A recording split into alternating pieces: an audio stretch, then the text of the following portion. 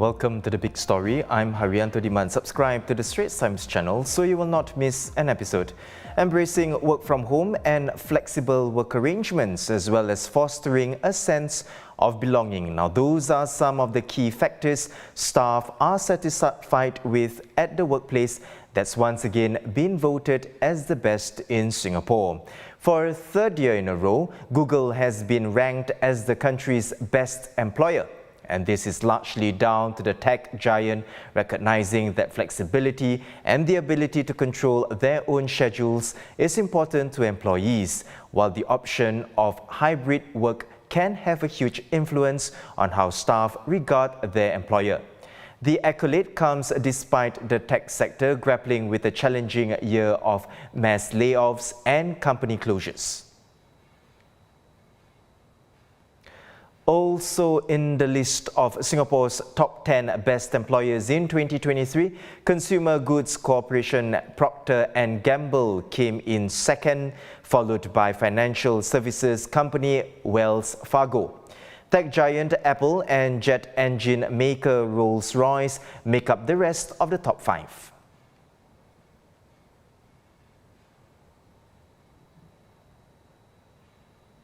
Singapore's Best Employers 2023 ranks the top 250 companies and institutions with at least 200 employees.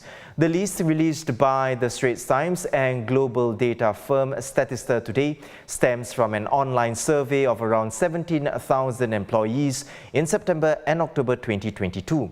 Companies were given a score based primarily on whether their staff members would recommend their company to a friend or family member.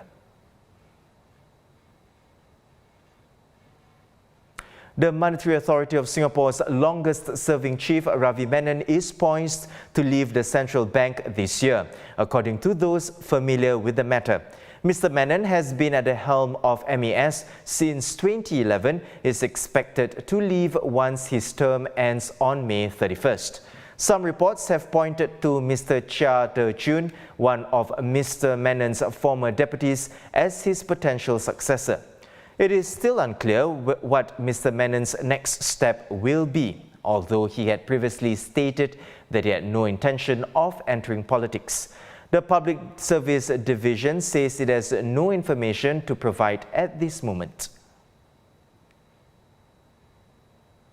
UOB is investing 500 million Singapore dollars in the PUNGGOL Digital District, making it the first local bank to do so. It will take up one of 5 initial tower blocks built in that area by the end of 2026. Another 3 towers will be added to the site due to good interest shown by potential tenants both locally and abroad. The PDD is expected to create around 28,000 jobs when it opens up in phases next year. It will also house almost 12,000 students and staff at Singapore Institute of Technology's new campus.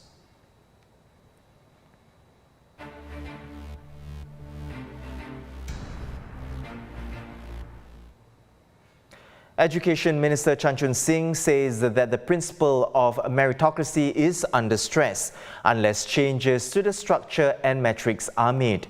Speaking in Parliament on the second day of the debate on the President's address, he also speaks about how we need to redefine what we deem as meritocracy being successful. We must never degenerate into a system where everyone thinks they deserve more relative to others. Indeed, I see this as one of our major challenges. The ultimate measure of our success as a society is not how many people we can help because they are unable to keep up, but how few people we need to help because we have enabled them to thrive.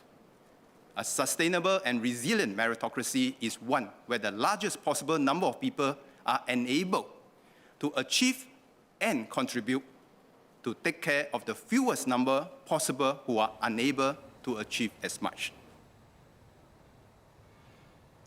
In other news, new proposed laws, if passed, will clamp down on money mules and those who sell their bank or SINGPASS accounts to anyone. Amendments to the Corruption, Drug Trafficking and Other Serious Crimes Confiscation of Benefits Bill and the Computer Misuse Bill were introduced in Parliament today. These will seek to empower the police, making it easier to prosecute money mules and those who abuse their SINGPASS accounts in scams and other crimes. The Home Affairs Ministry and Smart Nation and Digital Government Office said that more than 19,000 money mules were investigated by the police between 2020 and 2022. Starting June 1st, there will be tougher action taken against the diners who fail to return used trays and crockery at coffee shops, food courts and hawker centres. The National Environment Agency says first-time offenders will be given a written warning instead of being advised to clean up after themselves. Repeat offenders face a possible fine or could be charged in court. NEA says that the strengthened measures are to reinforce good habits and deter the minority who still fail to follow the rules.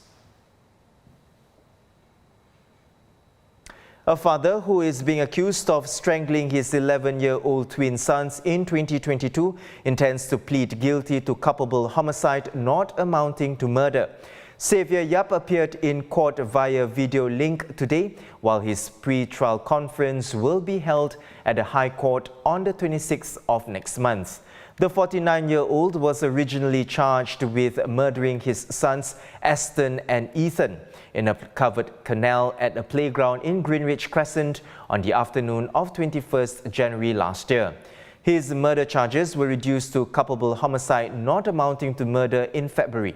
This was after a report by the Institute of Mental Health found Yap to have a major depressive disorder of moderate severity.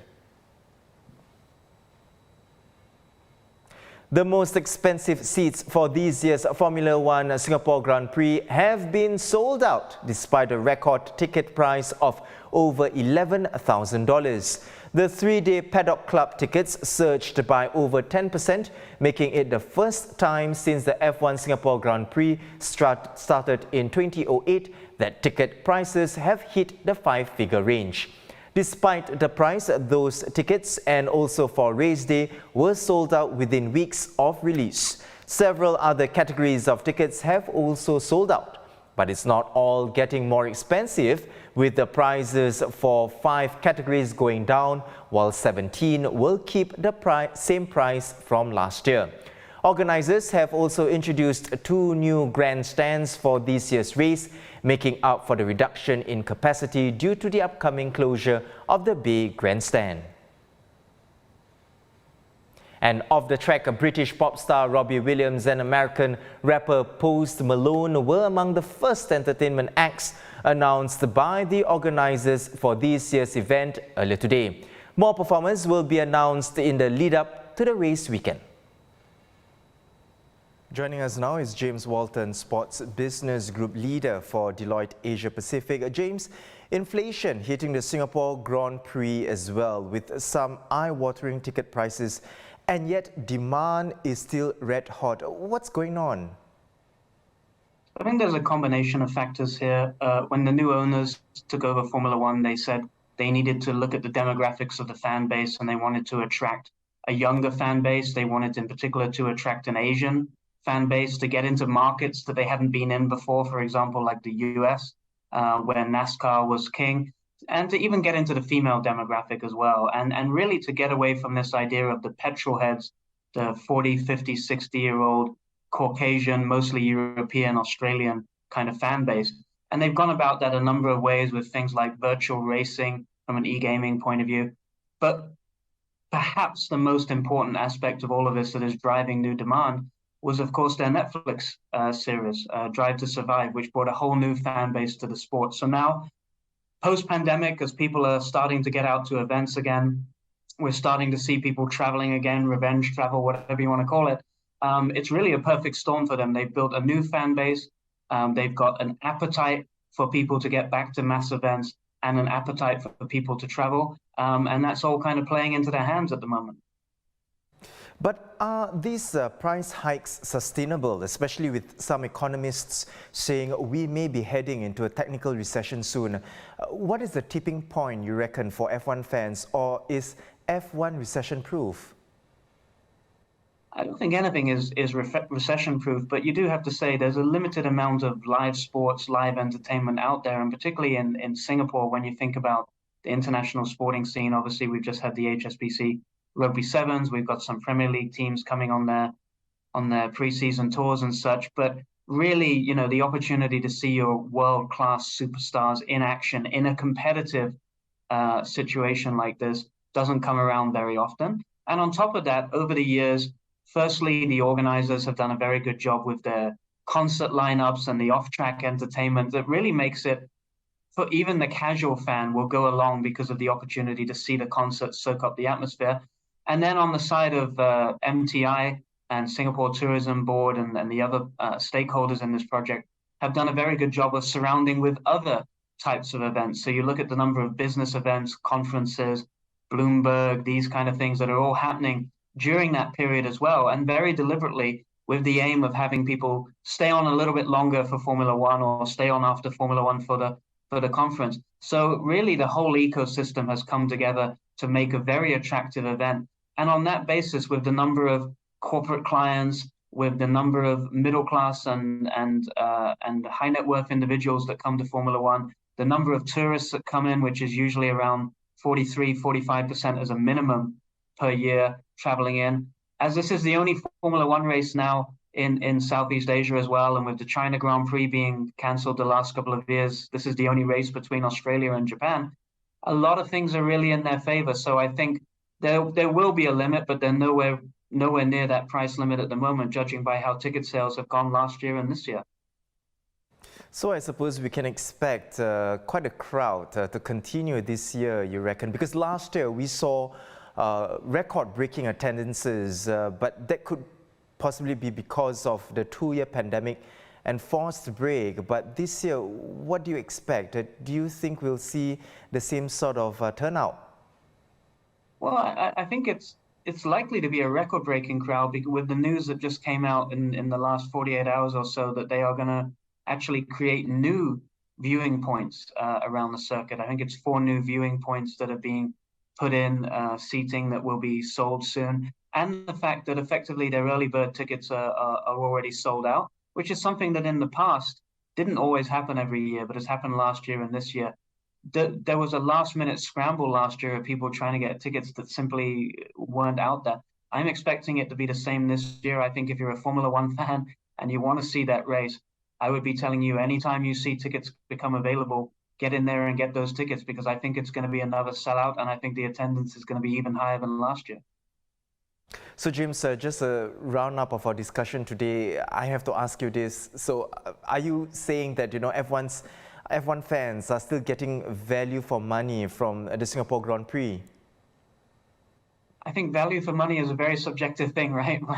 One man's value for money might not be somebody else's value for money. But I think when you consider that at the higher end of the packages, when you look at getting 3 race days plus 3 days of concerts and all the things that go around, all the off-track entertainment on top of the racing, that probably does represent value for money. Now, if you're just coming for the race on Sunday and sitting in a zone without much entertainment, maybe it's not so much. But the bottom line is, you know, the proof is in the pudding. People are signing up here at these rates. The tickets are selling out. People obviously do feel like they're getting for value for money. As long as the entertainment lineup continues to be strong, as long as Formula One continues to do its own part in attracting people to the sport through a mix of improvements in the racing, through having more competition between the cars, also fulfilling their sustainability project, as well as continuing to market through things like Drive to Survive and the social media and the e-gaming side. I really believe that for the next couple of years, as long as Singapore has this Grand Prix, the attendances are going to stay high. James, thank you for your perspectives. James Walton, Sports Business Group Leader for Deloitte Asia Pacific. And those are top stories today. Visit straitstimes.com for more news and our YouTube channel. For more videos, subscribe by clicking the red button below. I'm Haryanto Diman. Join us tomorrow for more stories on The Big Story.